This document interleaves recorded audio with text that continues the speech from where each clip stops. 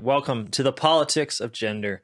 We are discussing today, well, we had a problem from some of our last podcasts, which is that we keep on talking about construction. And we've been suggesting that there is actually a way in which construction is not just this crazy thing where you get to say, I get to be whatever I want to be, and then you get to be it, but a way in which it is a fundamental part of human experience. Mm-hmm. So it seems to need a justification. Right. Or another way of looking at it is what are the postmoderns getting right? Yeah. It's true that we do construct worlds and we do construct cultures, and these are massively powerful in changing how we see and actually literally shape the world. So what does that mean from the Catholic conception? That's what we wanted to begin with. Totally. That's awesome. It seems to me, Maria, that a construction doesn't, just to consider the meaning of the term, it doesn't rule out a prior reality.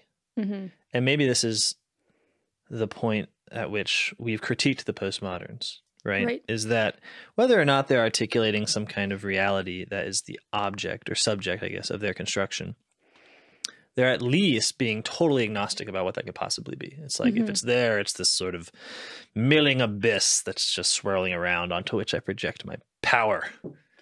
Right. So you really do at that point have an opportunity to create anything in a way that cannot be tested against reality. And this has been kind of the constant critique. We can't just go back into infinity. At some point, you have to have a construction of something. Yeah. And this just seems to be, on the face of it, the meaning of the word. Right. A construction is a construction of something, and it is the gathering together of existing materials into something new.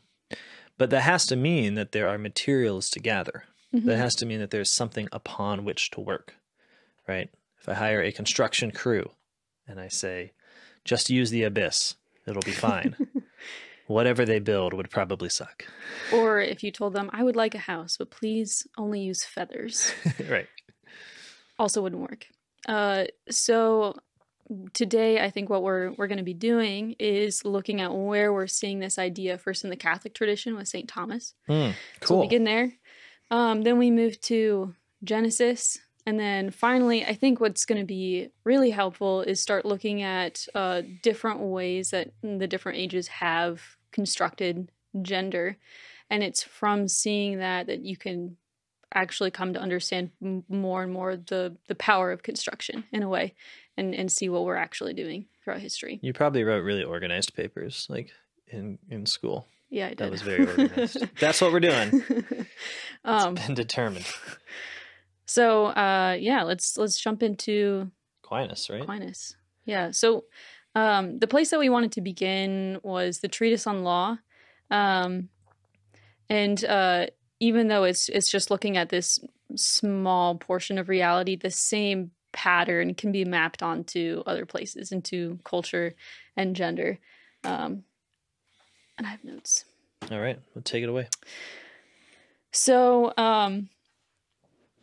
Aquinas begins with an understanding of law. It's an exterior principle of acts. So it moves you to do something, but it's not coming from the inside. It's coming from the outside.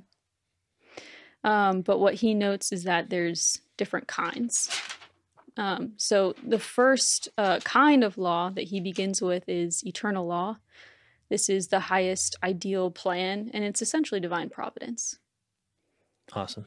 So in many ways, we can see eternal law being manifested into the second type of law that he talks about, which would be natural law. So it's just the created order itself. Like there's according to divine providence, according to the eternal law. Yeah. This right away is already kind of showing the cards of the Catholic vision of construction in the sense that if you're beginning with an eternal law, if you're beginning with a plan, then you're not beginning with chaos, as it were. Right. So he writes that all things in some way participate in the eternal law. And that's through their own natures, participating with God's eternal order of the cosmos. And there's a very particular way in which the rational creature mankind participates in the eternal law, and it's different in the way that other things of nature participate in that law. It's because we can do that freely, and there's also a lot more creativity that comes along with that. Like a rock can't choose to fall to the ground. It does it according to its nature. Its nature is its participation in the eternal law, whereas man is participating by way of a rational nature. Sometimes also as a rock falling to the ground, but that's because we're bodies. But where it gets tricky is that a rock really only has one trajectory. It's just down. But when it comes to human beings, we have a natural law that we follow, especially when it comes to morality, but that's not always expressed in the same way. And this is where it gets more complicated, and this is where Thomas starts talking about human law. So it comes from the precepts of the natural law, and this is why we see natural law being talked about in the foundational documents of America. This idea that we have this natural moral intuition that's there from God, and then the human law is simply our expression of it. So a classic example would be honor your father and mother.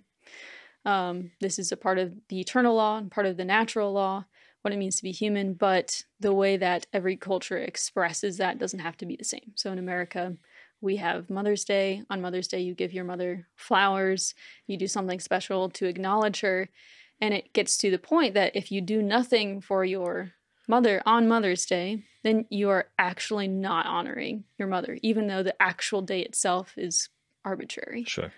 Yeah, you become a lawbreaker because human law is free. It's creative. It's not to say that it's creative in the sense of arbitrary, and it's not to say it's free in the sense of relativistic, but it is saying that it is up to us to decide how we will instantiate the eternal law into the world. Right. So we can kind of think of it with the analogy of architecture that we were talking about earlier. You have to follow the laws of physics. You can't build a house out of feathers. But that doesn't mean that there is only a singular way to express a house, and that you have to build it. We see really beautiful constructions of architecture from all across the world, and there isn't a singular way it has to be done, but there's certainly wrong ways that it can be done. Yeah, you can mess it up. That's funny, because that is sort of how the cosmos feels. It's like, go ahead, do anything, but not as in anything works, but like you have an infinity of possible right things to do.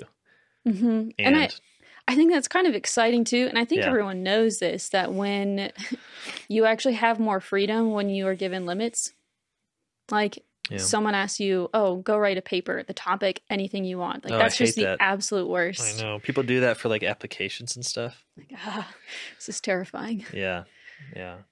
But then when you're actually told a specific instruction, then you're forced to be creative in a new way. Even if you don't like the thing that you're being told to do, now you have an opportunity to creatively respond to that. And so it's kind of a fun project. It's an exciting project that we're given a world with limits, and now we have to put things together in new ways that maybe we weren't expecting or wanted them to originally. And that way we actually can be more creative with the limits that we're given. Totally. I mean, if you think about, this is going to be a hot take, I apologize, but you think about like the limitation of art leading, like, okay, what am I saying? With the digital world, we have everything accessible to us, all information available to us, pretty much anything we want to make, we can make, and we make a lot of crap instead of making really interesting stuff. Whereas if you look at, I don't know, like the Renaissance, where they were obviously constrained in their materials in a major way. Nevertheless, the very constraints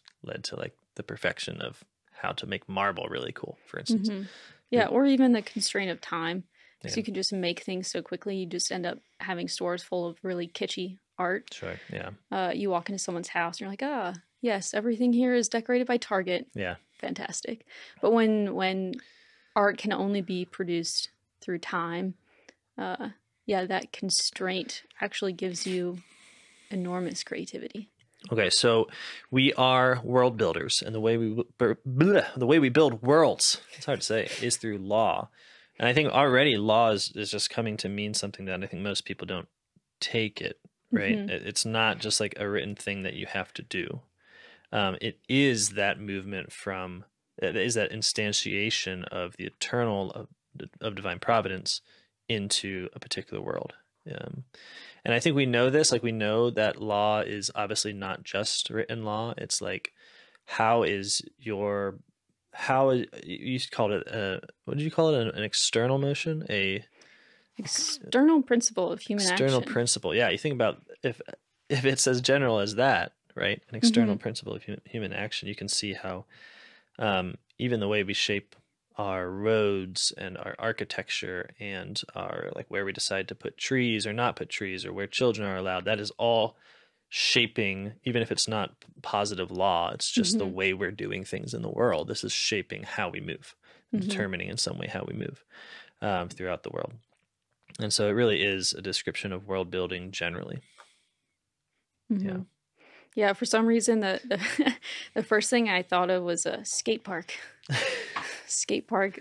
I mean, so like you have like this space and you're constrained to that space, but it's in this like very limited space that you can actually come up with something really creative and just awesome to watch.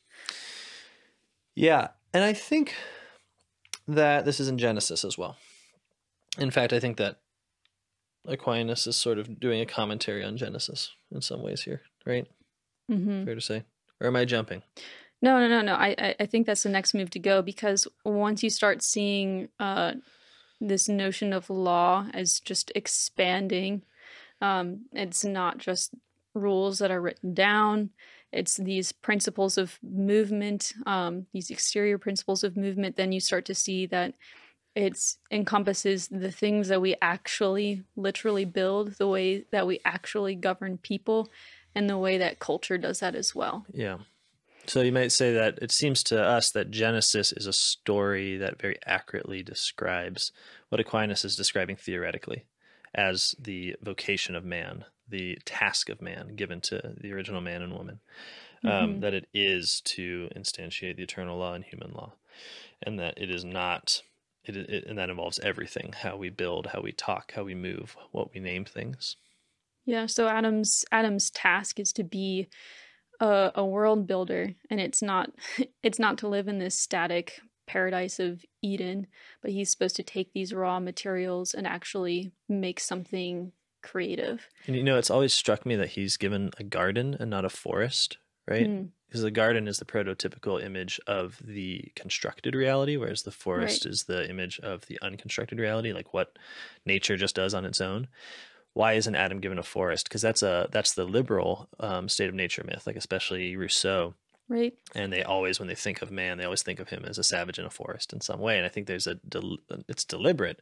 Well, at least it's fitting, at least to their worldview, right? Because what the Christian narrative is saying is precisely that we create within a created order. We construct within a construction. We make within something made. We give within the given. Like at each point, we are dealing with a prior reality, which is not a negation of our freedom, but an encouragement of it, just like you said. And that's expressed, I think, beautifully in that, what does God do when he wants to make man? Well, first he makes a garden, and he arranges it, and he makes a certain number of fruit trees, and he places it. I think it even says he plants a garden at some point in Genesis between these 4 rivers. And so when Adam's placed there and told to till and keep, we have to understand, I mean, and it'll come up later in the Genesis account that God is described as walking through the garden. So we have to understand that Adam is tilling and keeping in a thing that has been tilled and kept for him. And I think that's a very important account of man that is not, you cannot just equate that with other origin stories of man, that something is being taught there.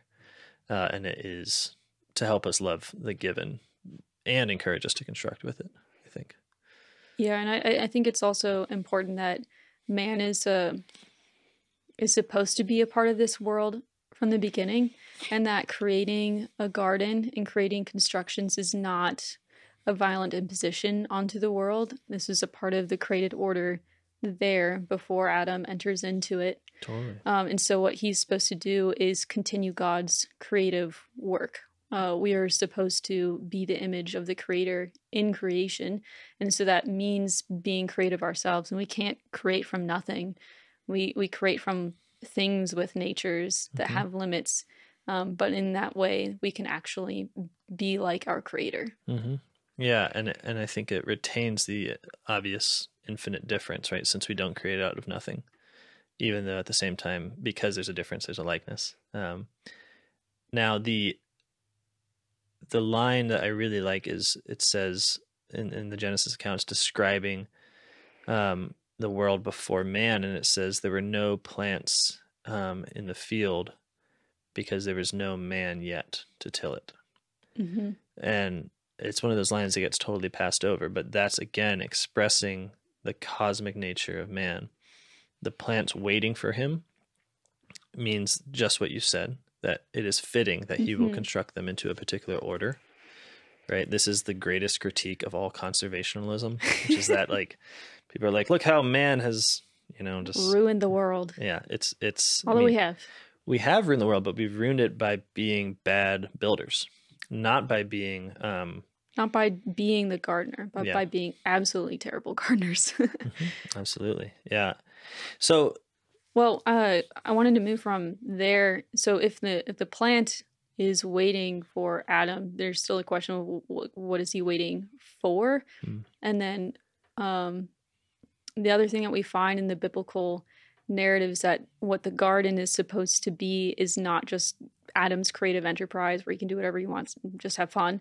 He's supposed to be building a garden temple world order. And I think you can see that when you start noticing that the language between Eden and the temple imagery in later on in the Torah start really overlapping, and you can tell that that's what the author was intending from the beginning, is to make this connection. He's supposed to create an order in which creation is raised up and participates in Adam's worship of God. And again, there's no one particular way that this has to be done. That's part of his enterprise, but it's, again, not pointless or directionless. Yeah.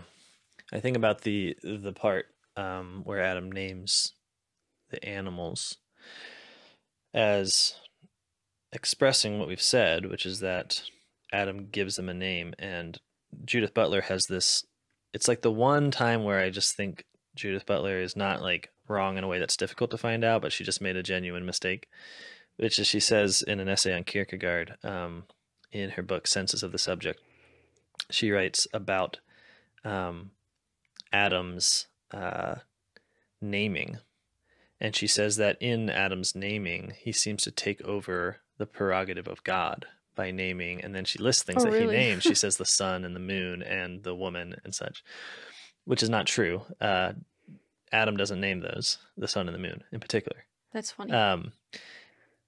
But what I think, it's not just a silly mistake. It's, I think, the problem of the queer theorists generally and the postmoderns when they look at the fact that she thought that that's what was happening in the Bible is indicative of the problem, right? Because they see Adam naming, and their presumption is that he must be usurping a prerogative of God, right? So his naming can only be univocal or identical to the kind of naming that God does, right? Like it's competitive with the Lord's.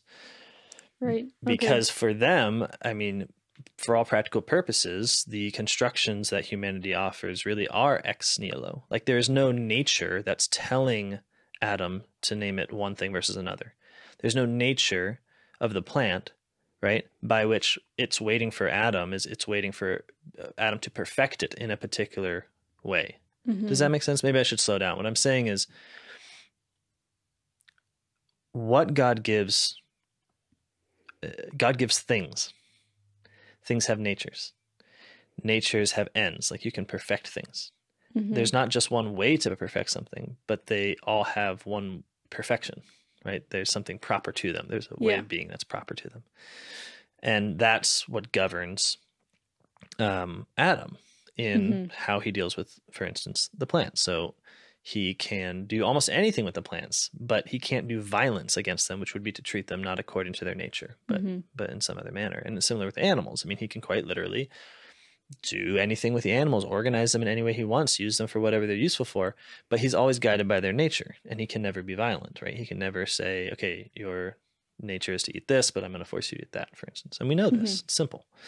And so when Judith looks at it and thinks, okay, well, he's not naming in accord with something in response to a gift of things which have natures, which comes from God, but is instead asserting something competitive with God. I think that is the postmodern view of Adam. That's the postmodern Adam, is just another God.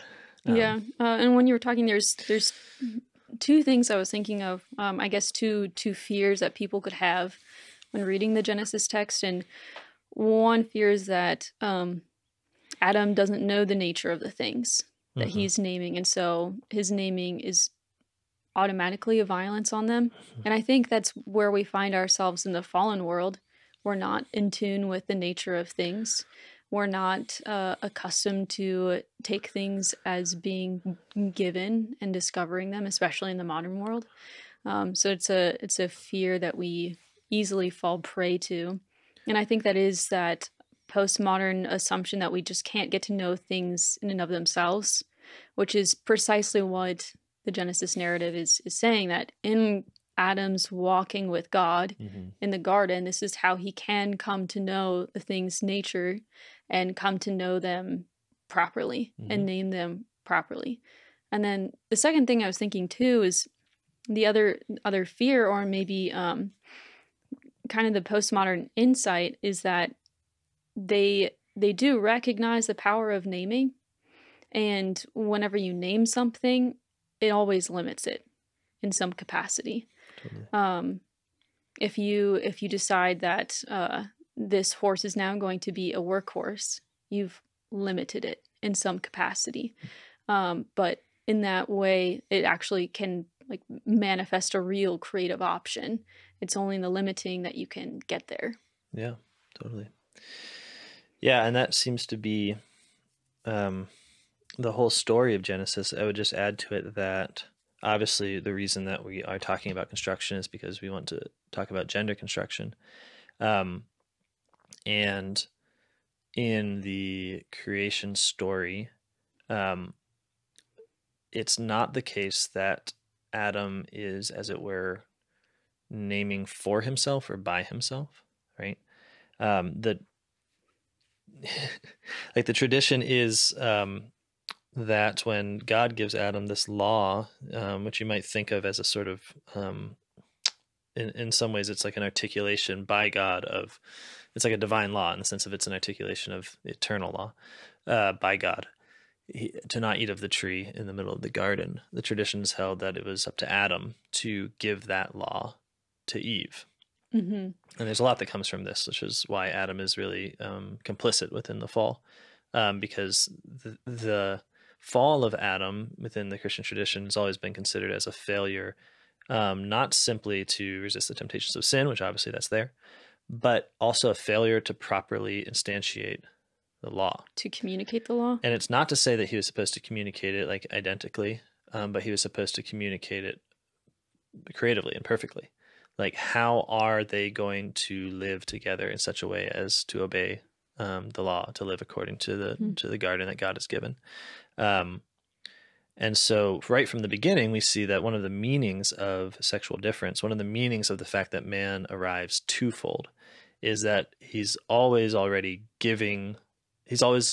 constructing the world for others. So it's a social act. It's with another and it's for another. And I think that's another difficulty that the postmoderns have, is that because they have this view, it's always an individual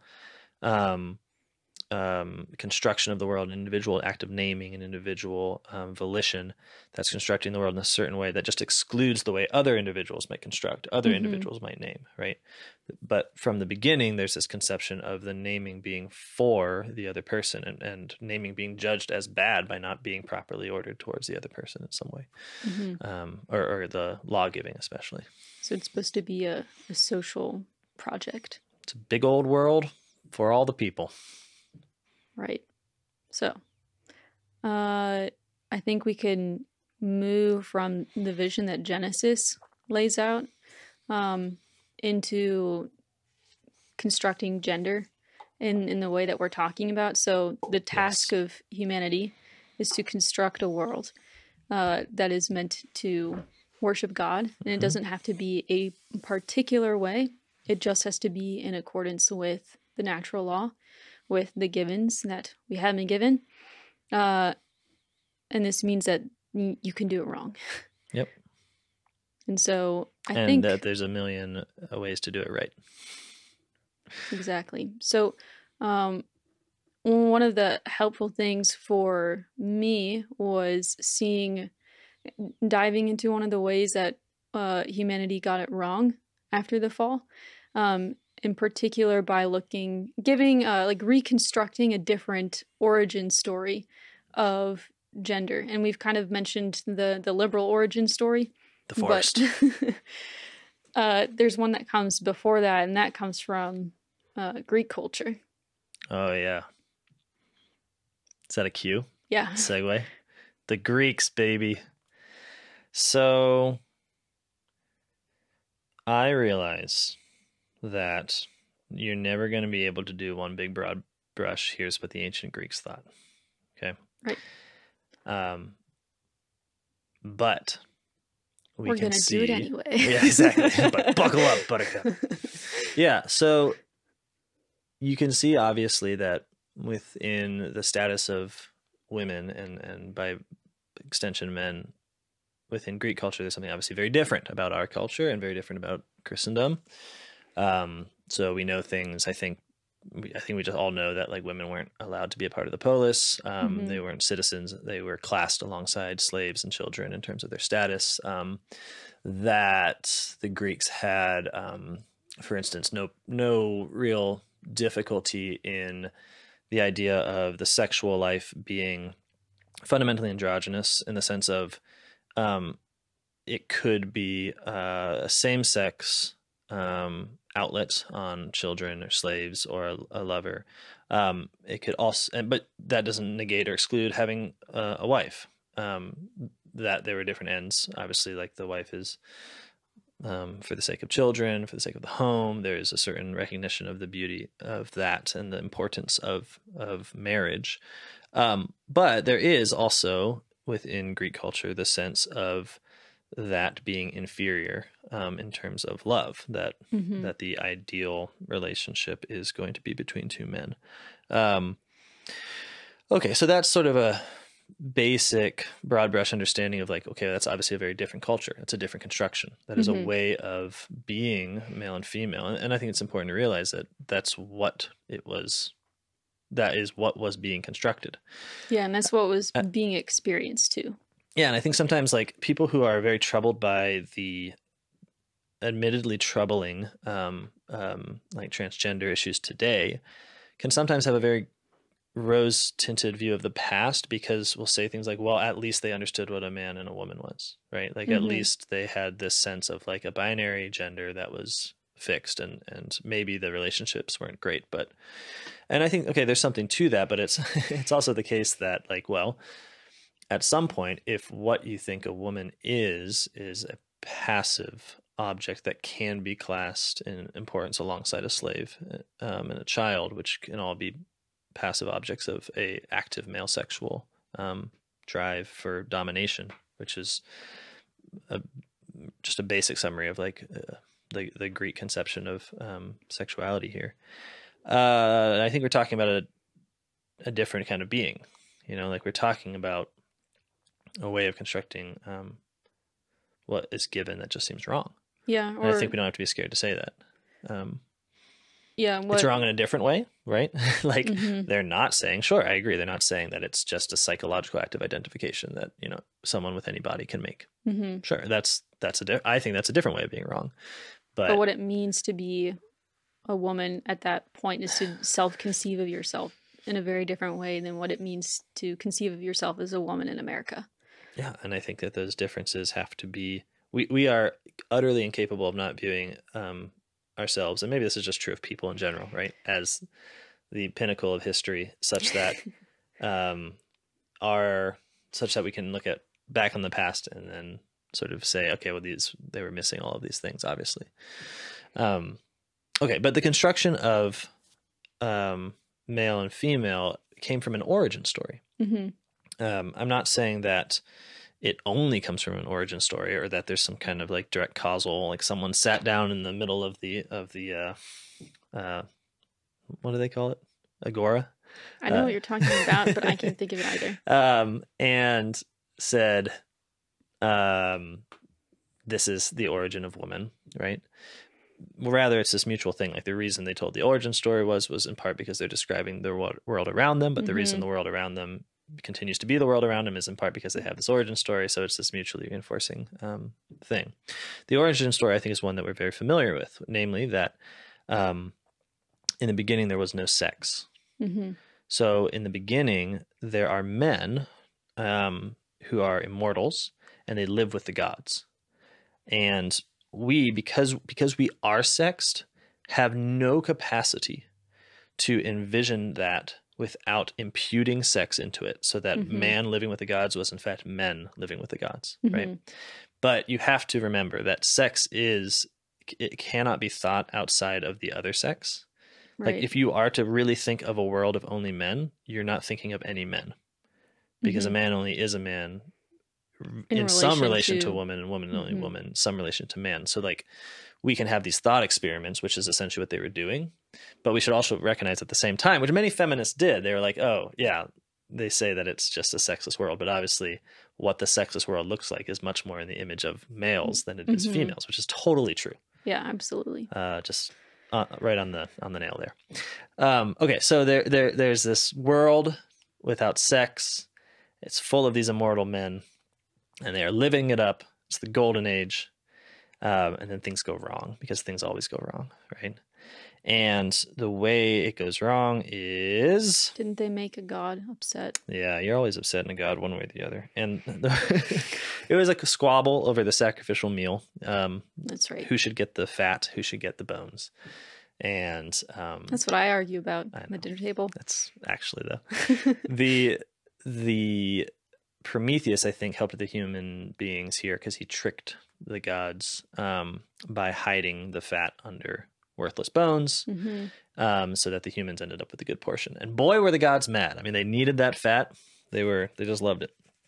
And so that is when they got the idea for woman. Not the best moment for you to enter history, but welcome. Glad you're here. And they said, okay, you're going to trick us by taking the thing that is good and hiding under it the thing that is bad. Very well. We shall trick you by doing the same. We will take the human, the man that you love so much. We will construct something like him that is in fact a curse. And that curse is woman. And this is Pandora. And we know Pandora because she has a box, and she is a helpful music station for finding new songs. Sponsored by No, I'm just kidding. Also jewelry. Oh, is it? I didn't know that. They're really dumb charms. Oh, okay. Are they? Do they work? Do they give you protection? No. Okay. So Pandora's there, and she is a construction of the gods, quite literally. And with her, man is inaugurated into a sexed world. So man becomes men and women. And this is a fall, right? This is everything horrible. This is the loss of immortality, right? It is the beginning of reproduction, where reproduction is not considered as some like glorious unity of the sexes, but is considered as a consequence of death. Like, because you die, now you must reproduce. And so you were eternal, and the way that you can preserve your eternity is by you dying, but at least it lives on in someone else. Right, exactly. And it's fascinating because the thing that's produced precisely to give death to man, right? Because she opens the box and unleashes every single plague or evil for man. He can only be saved from that precisely by turning to the woman to reproduce. So it's not only... So she is the necessary evil. Yeah, exactly. And it okay. So so there you go. There's woman for you. Now, it's not the case that I'm saying like, well, because they had this origin story, everyone hated women, and every woman was considered a Pandora or anything like that. But what is apparent is that sexual difference was conceived of as a fall. Mm-hmm.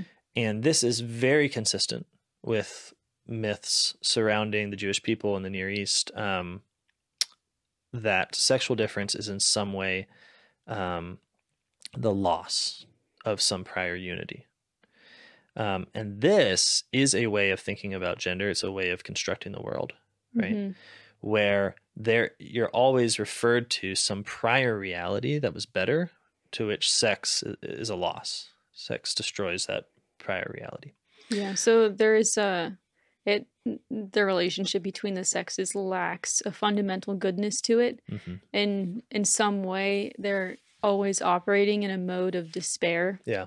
This is fundamentally not the ideal, and it cannot be returned to in this life. Yeah.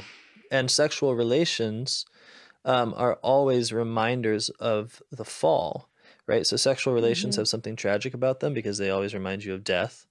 And so what the Greek city-state was the attempt to have a kind of new immortal life in the Greek city that was born without woman, that was quite literally excluding women because it was an attempt to get back to a original unity, original wholeness.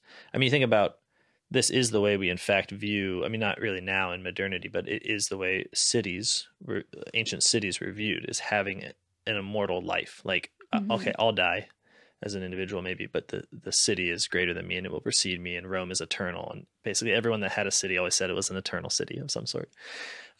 And it's not by accident that those cities are also excluding women and trying to somehow mitigate against the appearance of women as being some substantive fact, but always needing to say, well, that this is a modification of something prior, this is a fall or a loss that happened, but it is not the truth about man in his fundamental origin, which is that he is immortal.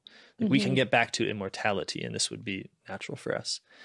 Yeah, and you see that same idea shaping their biological assumptions. And so I think, is this in Aristotle, where Galen. The understanding of how a woman is formed is kind of like a freak of nature incident, or a common freak of nature incident. But the male seed is obviously going to produce a man, except if the weather is a little bit different today, if it's cold or hot, I can't remember. Cold, then you'll end up having a female, which is a being that was supposed to reach the perfection of man, but didn't quite make it. Right, yeah. So you can see the female as being a deficient man in some way, which there's a lot that can be said about that, but I do think that you're right. The biology falls from the origin story, which falls from the political reality. The point that we're trying to make is that a whole world can be coherent and constructed. Well, maybe I shouldn't say coherent, because I think that insofar as it is sinful, right, it's still somehow at war with reality. And I think you see this all the time in like Greek comedies, right, where okay, you can have this vision of like the supreme dominance of the male within a society in which women are essentially passive, right? But what comedy is showing that, well, but that's not really true, right? Like men can be cuckolds and such. The Greeks and medievals loved making fun of men for being cuckolds. Okay, so my point being, that's a particular construction. And what we've noticed here in just discussing the Greek construction is that a construction can be bad, and that it can be creative and free and wrong. Yeah, creative and free and wrong, and it can still retain a certain fittingness. Like it in some ways you're like, okay, I can understand the idea of like a deficiency in woman, because if we're going to like produce something that's more strong, in general women are not as strong as men, and so that could seem like, oh well, you just didn't hit full maturation in what it means to be a human person. So there's a kind of fittingness. They're reading the world, but then they're mapping on a wrong story, a wrong cultural mode to it. So it needs correction. Yeah, it needs conversion. And I guess that's a world that Christianity enters into, bringing the Genesis story. So you walk into worlds that have already been constructed, Not every culture is going to have necessarily the Greek conception, and just maybe they do have that in common. Maybe they have similar origin stories, but it doesn't mean that the social worlds that the people inhabit look the same. There's certain things that men do and certain things that women do that don't correspond in every society. That's the world that Christianity is entering into and providing this new origin story where a woman is not a fall of man. And in fact, the ideal was not ever that man was divine to begin with, that he was always creature. Yeah. It's actually the Jewish, I was going to say Jewish myth, but obviously I think it to be true. So I don't mean myth as to say like a falsehood, but myth as to say an origin story. The Jewish myth is rare. It's a rare bird in that most people, it seems, left to themselves tend to come up with some idea of woman being a curse and sexual difference being the rupture of an original unity. And, there's various, really different ways of putting this, but that does seem to be a general thing that humanity thinks up for itself, without a doubt. But right in the middle of all that, you have the Jews saying, male and female, he created them, which I take pains to show this elsewhere. The Genesis text is a polemic. So the Genesis text is not just about the business of like a liberal sort of contribution, like, oh, here's our story, you can put this on your shelf with other origin stories. It's like, no. It's an argument. It's very aware of all the other stories, and it wants to say they're wrong, right? So when Genesis, for instance, says that God created the sun and the moon, it's aware that the Egyptians have a sun god, right? And the Hittites have a moon god. And saying that these things are in fact creatures is a demotion of them in the other myths, right? Or when it lists the animals as just sort of spilling forth from the earth at the command of God. I mean, they know the Egyptians have animal gods, right? This is one of the great critiques they have throughout the Torah and into the wisdom literature of the Bible, that the Genesis text cannot possibly not be concerned with in its reduction of all creatures to their proper status, or what it's saying is their proper status, right? So that when it says male and female, he created them, we have to say, okay, we're right in that context. We are demythologizing. We are making an argument. We're doing polemics. We are saying Egyptians are wrong and Sumerians are wrong and Babylonians are wrong and Hittites are wrong. And what are they saying? Well, they're saying, first of all, that male and female, an original twofoldness, a split, is good. It is not a fall. It is part of the original creation that God said is very good. Yeah, and the fact that Eve is called a helpmate, it's funny because you can look at it and you can take the feminist angle and say this sounds like a demotion of woman, but in this context, this is absolutely a promotion. It's a promotion of Pandora, right? Yeah, she's no longer the evil seductress. Yeah. She's actually supposed to be a helpmate in building this temple world order. Totally. Yeah. And so you have, okay, sexual difference is good. The original division is good. The twofoldness is good. Which again, like, it's very shocking to think that, because it just seems like everything, all the inertia of history tends into this sort of pessimistic, like, well, the curse of woman, right? So it's good, and it's also it's also at the same time saying that man is not divine, right? So one of the ways in which God is not like man is that God doesn't have sex. God does not suffer that, division into male and female. And whereas every other society, it seems to me, ends up lamenting this, right? That we are less than God and that we once were God. So you think about, in Plato's Symposium, Aristophanes tells the story of another origin story in which, in the beginning, man was androgynous, like literally male and female combination. And was that an actual spherical image? Yeah. If I'm remembering. Yeah, they were. Just remember reading it for the first time and being horrified. Yeah, it wasn't like the sexy androgen, you know? It was No. like the big round ball. I forget where the genitals were, like, but it was never like, you always had to kind of draw it and be like, oh gosh, okay. This is horrifying. But despite the roly-poly situation here, there was at the same time, Aristophanes says that Zeus was worried about these androgens because they were strong and they threatened to scale Olympus. Right, so there, they would just roll up that mountain. So right there, you have, I think, like a perfect summation of what's maybe more typical, like when reason is just left to its own, the kind of things it likes to think up, which is that, okay, man was originally strong, was originally divine, or at least comparable to the divine if the divine was threatened by it, right? Like we're competing on the same field here. Right. And that where this strength comes from is the lack of sex, or the lack of sexual division. So he kind of gives us a literal sense in that in order to weaken man, there's a literal split. There's a literal split, and I think that the image used is of a wire splitting a hard-boiled egg. Sorry, we can't cut off the roly-poly thing. We're really trying. But okay, so now man is split, and so he's weak. And so again, humanity in the state that we find ourselves thrown into is conceived of as a weakened state. It's that we were supposed to be comparable to God, and now we're not.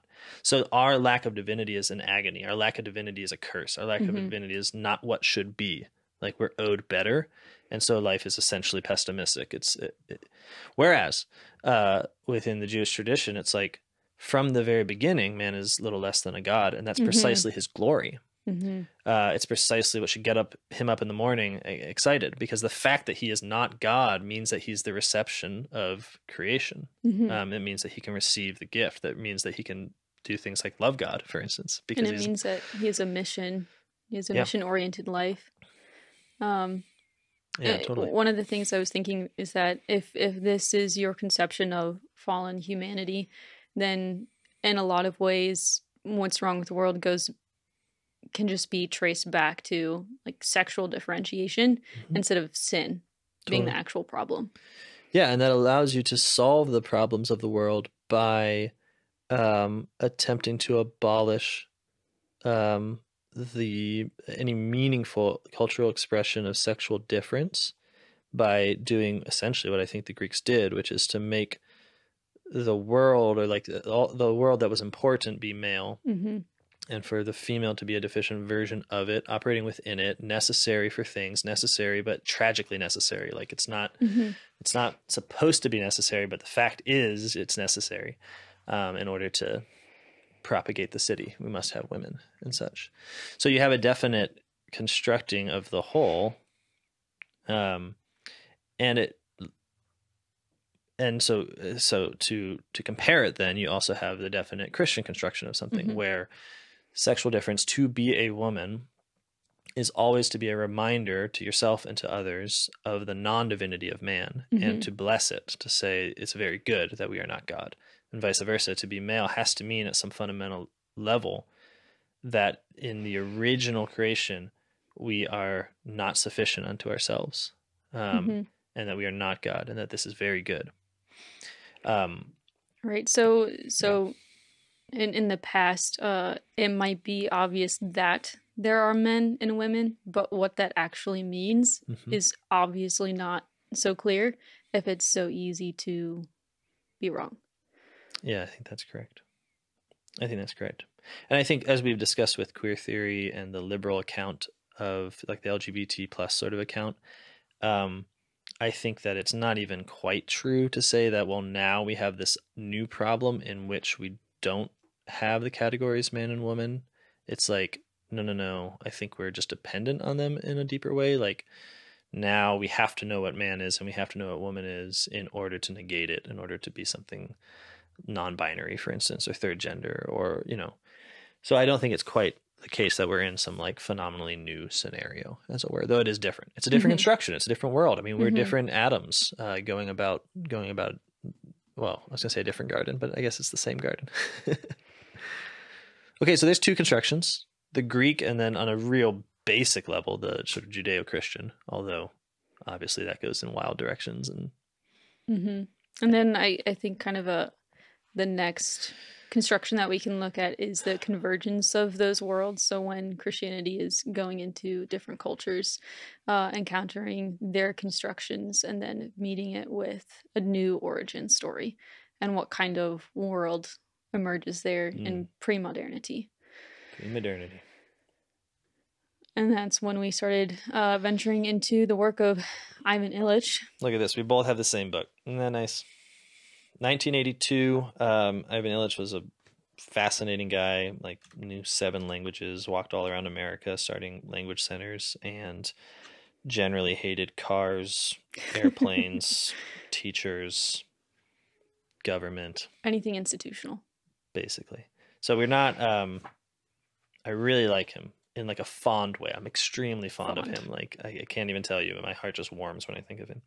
But I don't agree with him all the time, so grain of salt. This is not like the text of the new Catholic gender theory. This is a text, and a good one. But he has some really valuable insights, and I think the most significant one, when he started investigating what gender is in pre-modern societies, is the idea of the gendered world. Yeah, because he doesn't have, and in some ways it's hard to talk about this without describing our own world, because it's such a distinction. But a gendered world, he is distinguishing from sex. So when we say gender now, I think we mean like, well, gender is the nebulous sort of linguistic stuff. For Illich, when he says gender, he means almost precisely the opposite. So he's talking about like the real thing, and sex as like the gloss on top that we do later in modernity. So that can be confusing, I think, sometimes reading Illich. Yeah, I think it's helpful that he points out that originally, and he doesn't use gender like this, but he points out that gender originally was not a description of bodies. He says that the word has changed to be sexless in a way. I have a gender and you have a gender, therefore the term itself is sexless. It's not describing one or the other. But gender originally was a grammar term, and it was describing the fact that nouns are male, female, or neuter in pretty much every language. And you can move from that insight into what he's talking about with gendered worlds. There's a reason why people naturally started naming the world in that way. And you can kind of think of it as this construction of people noticing like a certain fittingness maybe between the symbol of the earth, terra in Spanish, I think, and how that is connecting to the feminine. Both are nurturing, both produce life. And so these cultures will start to notice these connections, and then a language, a vernacular language, emerges out of that. And so the way that you encounter the world is it's not a sexless world. It's a gendered world that you inhabit. Yeah, it's hard for us to imagine, because he's not saying that there is this one world that some people have a male view of and some people have a female view of, as it were. But when he goes into like anthropological studies of different pre-modern peasant cultures, what he notices is that the world really is divided in terms of the actual life and work. The tasks of men and women are part of 2 asymmetrical complete wholes. So it's not that there is this sense of like, okay, the world is this whole and I'm going to do some male stuff within it. There's a sense that I, as a male, have this particular world in which I move. I understand that there is a woman's world, but I don't know what that's like. Yeah, I think he says that you can you can comment about it, but you can't actually enter into that. And you're always wrong. At some level, you're always wrong. And I think we already know this on levels where we're not so like institutionalized. Like when men say to women things about what they think women are like Women always laugh. And it's not Yeah. because men are just, oh, you just big dolts, you don't understand. It's like they're usually right on some like superficial level, but they don't get it on some other level. And similarly, like the reason that women have a bunch of cliched things that they say about men, but are always a bit wrong. It's like men are rowdy or whatever, but men are rowdy, but aren't rowdy in the way that women think. They're not rowdy in terms of what women mean by rowdy. They're doing something different. Yeah, we're using that term in like our own gendered world. Exactly. And that's the term asymmetrical. What it means is that both conceive of even the relationship between the two worlds differently. So it's not just that like there's two worlds, it's that what women think the male world is not what the males think the male world is. And what women think the women world is not what men think the women's world is.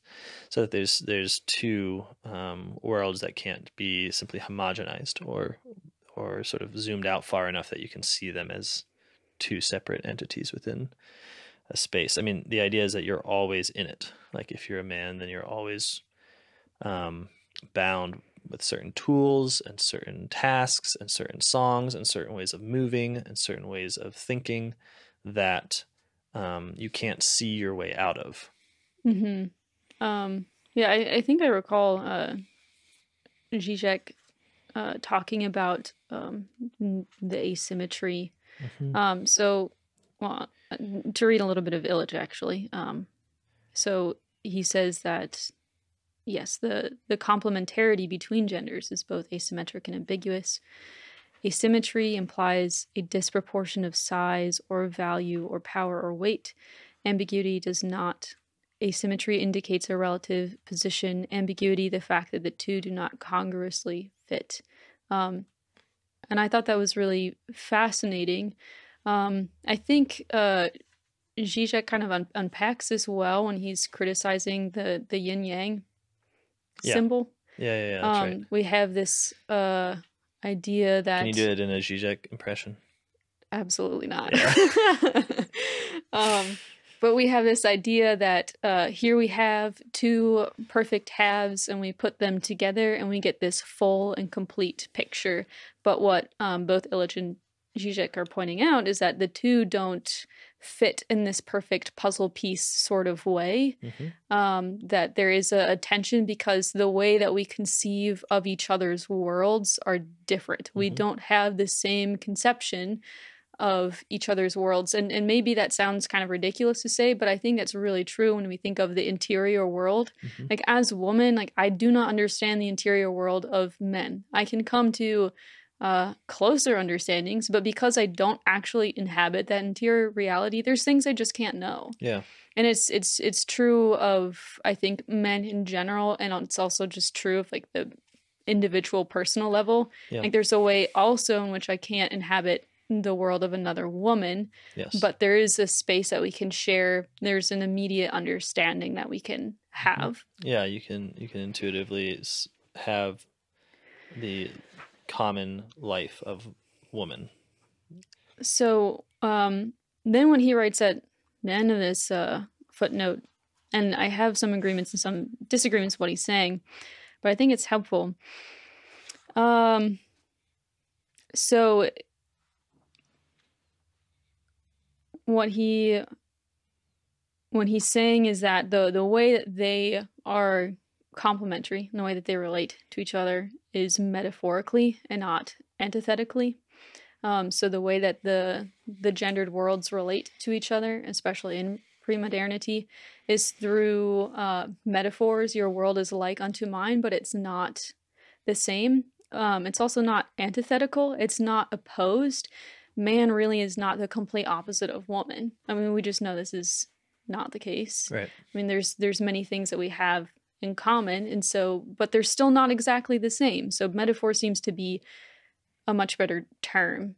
We're like each other, but we're not like each other. And then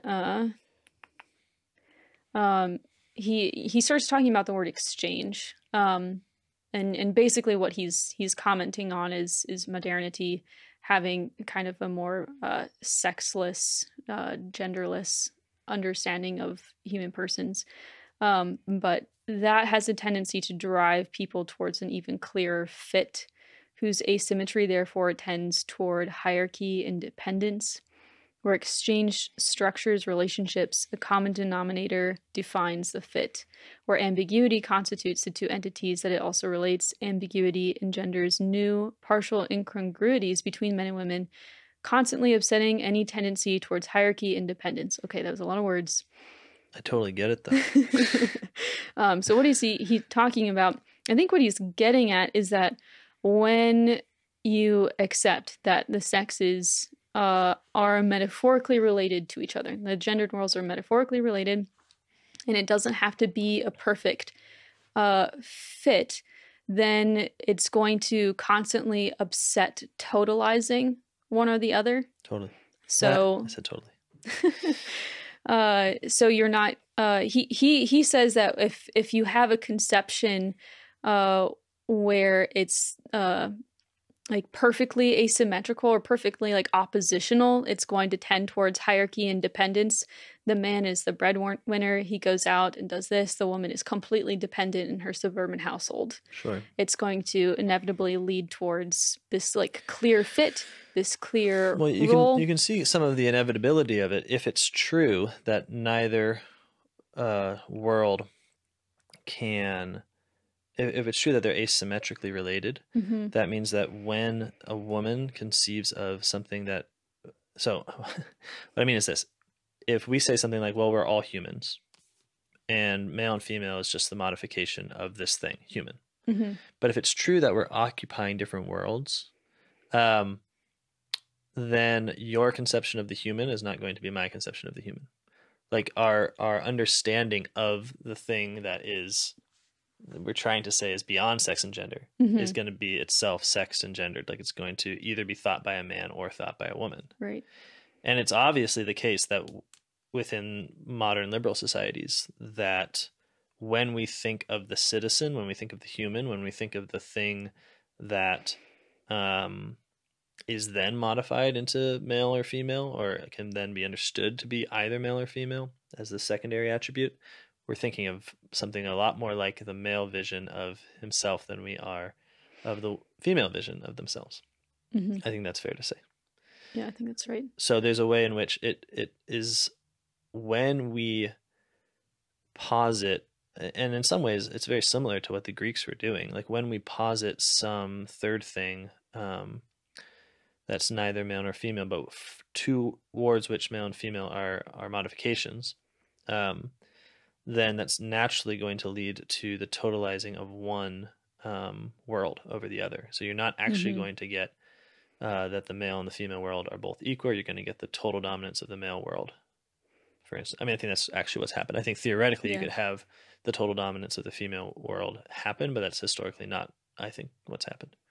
Right. Yeah, this might be kind of a weird example, but I thought it was really interesting when he brought it up with the introduction of the clock. So with the invention of the clock, you have kind of a reconceived notion of time. It's not something that nature speaks to you. It gives you the impression of just this like ticking that just goes on and on and on forever in this forward progressive motion. Yeah.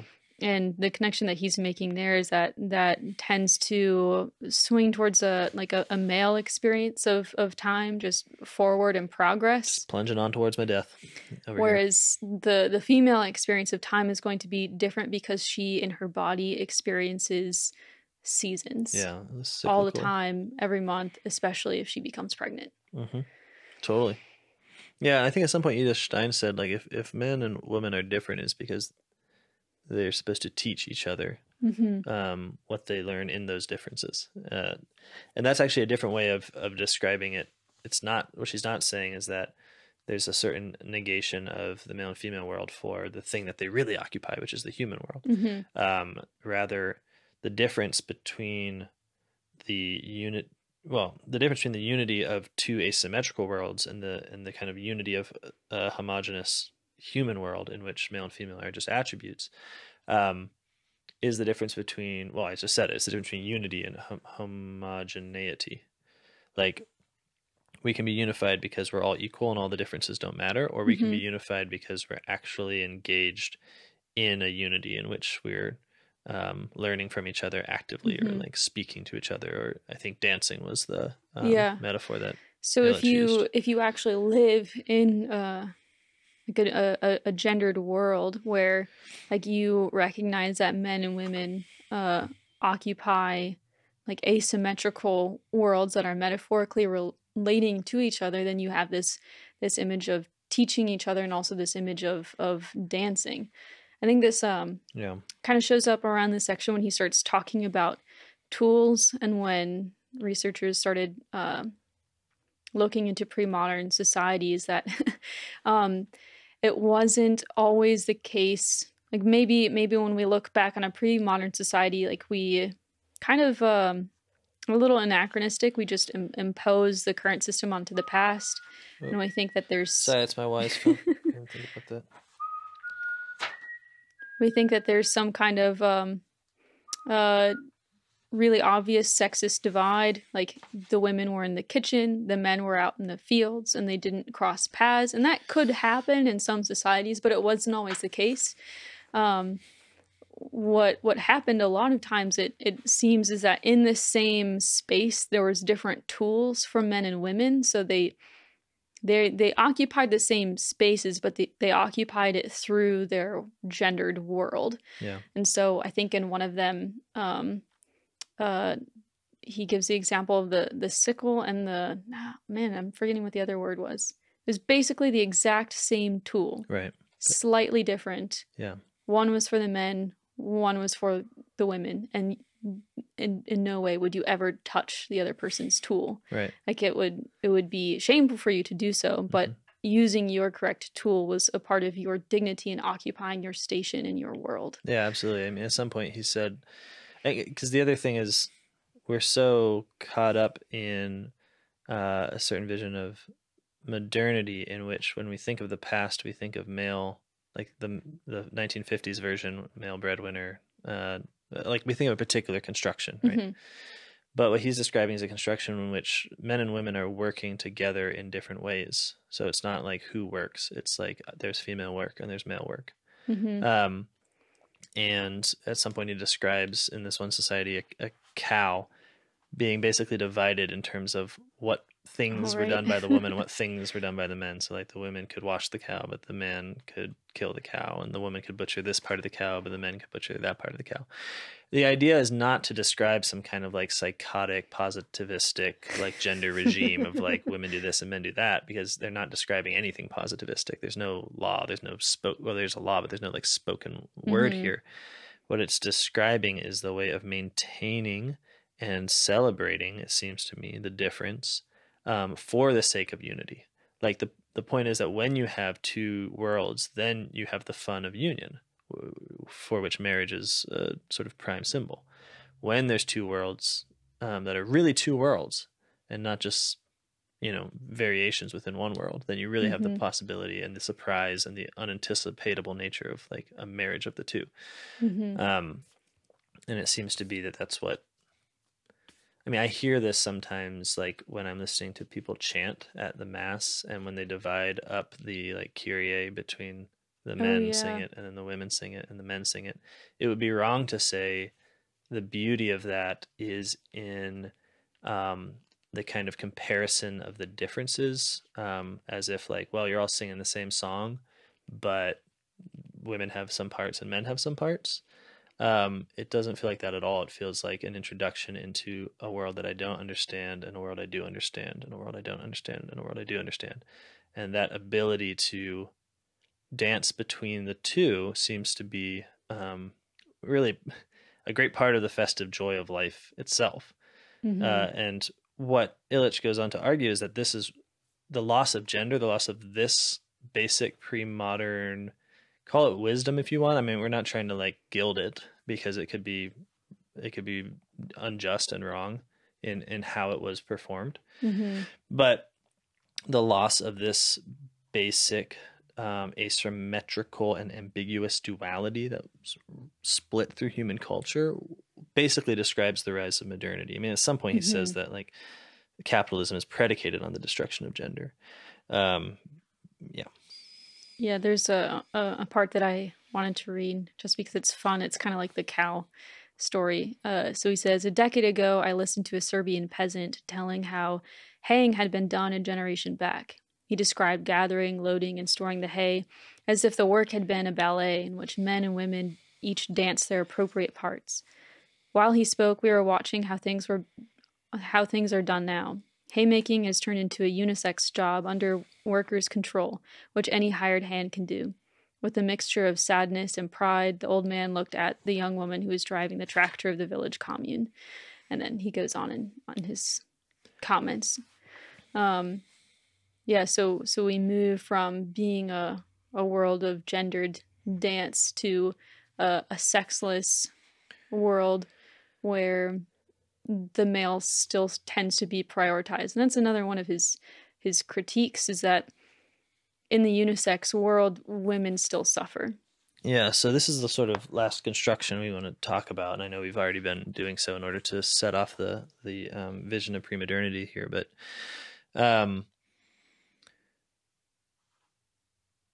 it is in some ways just another way of constructing gender, but it has a sort of special emphasis because it's denying the existence of gender. So in some ways it's a little more destructive, a lot more destructive. But the basic idea is what we've mentioned, that with modernity, you have a new construction of male and female as modifications of what's fundamentally a neuter term, namely the human. And Illich says that this is basically equivalent with the Homo economicus. So the idea is that male and female occupy the same world. They're doing the same sort of thing. They're after a same kind of genderless end, which is money or self-interest. And this can't but put them in competition where previously they weren't compared. This is something that people often don't think when they think about sexism. They presume that it comes from a lack of equality, but it's actually only between things that are proposed to be equal that we then feel the agony of like inequality, because we're saying something isn't there that should be there. So what I mean is, for instance, like no one sits there and is saying, how terrible that 3-year-olds can't drive. They're being oppressed in some way. It's like, no, because we all say that, okay, they occupy different worlds where different things are due to them according to who they are. We don't feel the injustice of a difference. But when it's two men who are basically the same, then we would feel, if one man couldn't drive, that there was some injustice being done. And something like this is happening in Illich's description of the necessary sexist nature of modern nation states. So he says this over and over again, like the nation state is not like, maybe one day it won't be sexist. It's like, it is sexist. This is what it always is. And the reason it's sexist is because for Illich, it's predicated on the destruction of gendered worlds. It's saying we're all occupied in one task. It's highlighting the citizen or the human or the worker as being the thing which exists. So in this way, it's a reference back to the Greek idea of some prior sexless reality being the true reality, which is then modified into like a female or a male experience. But now the female and male experience are compared. They're on an equal playing field. It's like, well, here's one human experience and here's another human experience. And they occupy the same world, and guess which one looks better. Right. In a competitive world, people rise to the top. A hierarchy ends up emerging. So I don't know, like a really easy example would just be in sports. When men and women are on the same playing field, men will excel and the women will fall behind. But then when you have your separate gendered worlds, then you really are able to see the talented women shine for the amazing athletes that they are. Sure. Yeah, and what's hard is because we're so entrenched, obviously, in our world. I don't need to say this. It's just what it means to live, I guess. Is that we can't help but read into all past the competition we experience in the present, right? So like the woman who, he says at some point, he's talking about work within medieval society. He says, on feast days, it was clearly specified that men were to abstain from the hunt, from tree felling, from the building of stockades, and women from hoeing, shearing lambs, and pruning trees. So he's talking about that gendered world. And we can't help but think of the woman, if she is forbidden from doing one or the other, as longing for it in some way, and the man, if he's forbidden from, the same thing, longing for access, as it were, because we're presuming the sexless unit as being the real thing, and then the male and female being this more negotiable modification of it. But where there really isn't that comparison, there isn't envy, there just isn't the comparison. And so there isn't the same competition. Now, this is not to say that there can't be things that are unjust, like that women and men are unjustly excluded from. Remember, when we talked about constructions, we're still only talking about them in reference to a real given. Like, you can actually do violence against the nature of woman. You can actually do violence against the nature of man. There are things due to him. But it's not because they are equal sexless units. Whenever we try that, then it seems so far what's happened is that the female has simply paled in comparison and become the object of disdain. I mean, you even see this in movies. Now the feminine hero is someone who has the super strength of a male. It's just like a woman embodying all the characteristics of the male superhero, and now she's equal. But it's an ideal that like actual females can't live up to. It's a world that you can't enter into. That's why it's in movies. What? That's why it's in movies. It's a fantasy world. But there was one last part from Illich that I wanted to read that I think is helpful with the point of like we don't want to go back and idolize the past either, for fear that we would just assume that everything that they were doing was like right. You can still judge constructions. Right. Yeah. So he says the way the gender divide runs determines how closely the two genders mingle and on which territories and occasions. In one valley of the Alps, they meet on the threshing floor, he with the flail and she with the sieve. Farther down the river, this place is men's exclusive domain. As they are divided, so genders are also interwoven differently in each culture and time. They can rule separate territories and rarely intertwine, or they can be knotted like the lines in the Book of Kells. Sometimes no basket can be plaited, no fire kindled, without the collaboration of two sets of hands. Each culture brings the genders together in its unique way. And especially that last line, each culture brings the genders together in its unique way. I think that can give us an idea of the way that we can creatively construct a dance. It's not as if there's things that are definitively women's work and definitively male work, especially because, like he was saying, one valley away, one village away, it could be completely flip-flopped.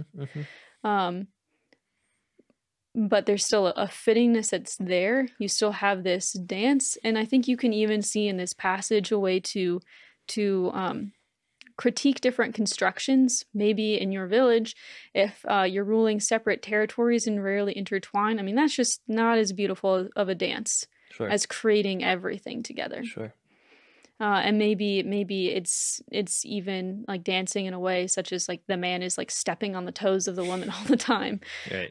That's an unjust construction. Totally. So we can still make those kinds of judgments, and then also see that there was a wisdom that was there in these gendered worlds. Yeah, it's like the difference between modernity and pre-modernity is not justice and injustice on either side. The difference is that modernity is involved in the task of denying gender, period. That it is trying to argue that gender is not a substantive reality, but this sort of secondary attribute of the fundamentally sexless unit. And thus any differences can be managed unto a theoretical equality that never appears, but eventually will appear, right? And so that's the comparison being made. The fact that that liberal model I just described is no good does not mean that the pre-liberal model is somehow sanctified.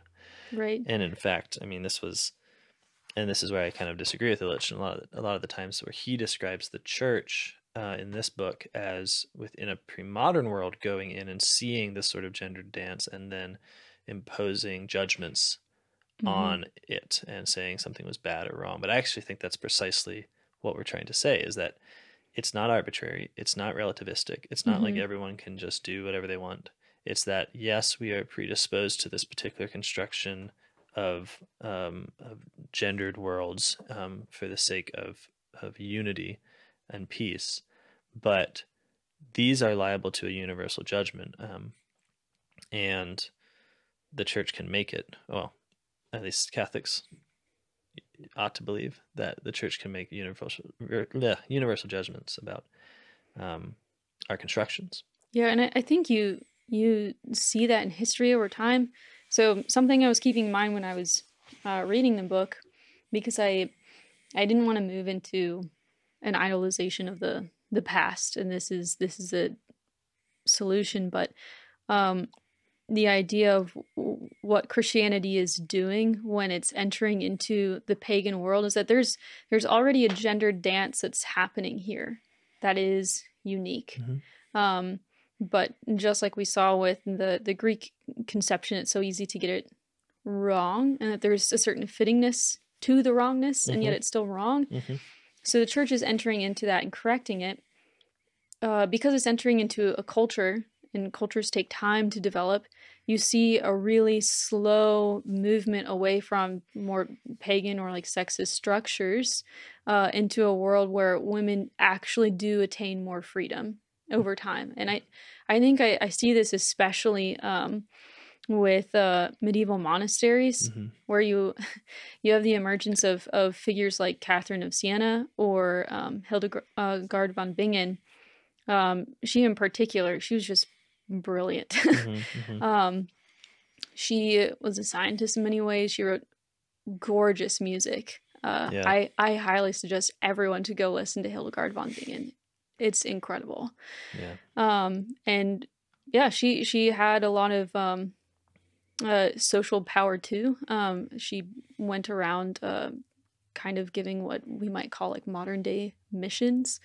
But I don't think, well, one way that you see Hildegard being framed is in this feminist notion, like, oh, look at her, like standing up to the patriarchy at last. But I don't think that's how she was experienced. Like, here was a woman, and what was happening was not that she was like entering into the male space, but the female space was expanding mm-hmm. in a way, because celibate lifestyle was seen as something valuable. Here you have these women who are gardening, who are thinkers, who are creating music and plays and becoming intellectuals. Yeah, and it seems apparent to me that in that flourishing of the female monastic life, you don't have the entry into a male space. I mean, this is like quite literally true with mm-hmm. like, regards to the Catholic Church, because it's not that they're becoming priests, it's not that they're becoming bishops. There's like a specific, like nuns are specific, sisters are specific. They're not versions of something, but mm-hmm. at the same time, a comparison can be made in a way that it's not the same when we think of like in a modern way. The way we would describe this is like, well, we all want men and women to go to the same university, right? So like they are both students in the same way. Like the gendered world is gone, mm-hmm. And what we have is the production of a certain kind of citizen, and that's, again, like there's goods there. Of course, there's goods there, mm-hmm. but the difference is very important. Like the difference between a blossoming of a gendered world as a gendered world and the difference in the subordination of a gendered world to a sexist ideal, which can attain certain goods, absolutely, but which I think is ultimately violent and damaging. And that I do think the church judges that in the same way the church judged pre-modernity, you know, mm-hmm. and I like to think she did a good job, but, you know, I'm not saying she can't have done a bad job in judgment. In the same way she judges modernity, she judges mm-hmm. liberal modernity, which puts her obviously out of step with the times. But if you read like Rerum Novarum or some of the social encyclicals, the critique of modern capitalism is almost always a critique of the loss of women's work, of the loss of a, you know, this can only be read now from this like bitter, like, aren't they so patriarchal, archical or whatever. But it does seem like it's not just the sympathetic, like the women are being left behind by capitalism, but it's the lamenting of a loss of real power and real specificity mm-hmm. to the female world that at least for the popes, they were seeing industrialism bring on. Right, because there's a world in which you can flourish in a particular way when you're competitive within your own. And I think a very easy way to see this is in school, and my experience in particular. So I went to an all-female high school. Oh, cool. It was awesome. Yeah. Yeah, we inhabited our own world, and learning just occurred differently. And because you were in competition with each other, there was no impressing the boys I was around. Like you start to see like the female class clowns emerge when maybe they wouldn't if there was guys who were present. I don't even know what that's like. I mean, like, because I did public school. I have a very bad memory, but when you say that, that's actually fascinating because there is no female class clown in a public school that I can think of. Yeah, if there is, the presumption would be that they were like a lesbian or like somehow quite literally like moving into the male space. Totally. Right. So there's just I definitely experienced an ability to flourish. Were you the female class clown? No. Okay, let's check. I sat in the back of my history class and I knitted, actually. Nice. I was taking a fibers class. So I just did my homework I always did homework in my classes. Yeah, that's rad. But you can see the same thing happening, I think, with younger education too. When you presuppose a sexless world and everyone just learns the same way, at least in like primary education, I think the female is definitely prioritized. The expectation is that like you sit still and you play nice, and little girls are just better at doing that, and so they end up excelling. And it's just kind of funny how the expectations with gender and education have kind of like flip-flopped, at least like in middle school and in high school too. The expectation was that like, oh, if you're the girl, you're like, obviously you're smarter and more responsible and you care more. Yeah, totally. It is I don't think you'd find any argument here that the education system was doing us wonders. Okay. Well, I think we're at a good stopping point. To summarize, construction's real. Get into it. Go construct your gender for sure. But realize that what the construction of gender must mean, even if the term itself is going to be meaningful, is an intelligible relation to a given, an investigation of what's been given. And that thing, like our gender, the male, female, it's given in stories. It's given in origin stories. So we need to read those stories. We need to listen to those stories. And then to recognize the asymmetry that exists between us as the opportunity, I think, for peace, right? For communion, between two wholes that can never just be identified within some larger umbrella. And that there's a beauty in that because it allows us to dance, to relate the wholes together in a way that neither is totalizing the other. And I think that's basically a vision of peace. And so you can see right from the beginning a description of sexual differences being good is also the description of a cosmos in which peace is from the beginning possible, right? In which like a priori totalizing one particular law, one particular construction over and against everything else cannot be a way to attain a good world. Right. And even the tension that's built in between these asymmetrical worlds, that is what creates the possibility of creative freedom and dance, because now you have to respond to this mysterious given other. I think that's a really exciting vision. It is exciting. It seems to make a lot of sense out of why the church describes the whole movement of humanity and salvation itself as a marriage. That at the end of the day, when we look for the fitting analogy to, okay, well, what is happening when the human person in his vocation to construct the world does it in a good way, we can find no more fitting way of expressing that than as a marriage, namely a asymmetrical union of worlds that cannot be reduced to each other. And that's a beautiful thing. So the book is Gender by Ivan Illych. Get it. Read it. Go take dancing lessons. Yeah, I suppose so. All right. We'll see you next time, everyone. Bye.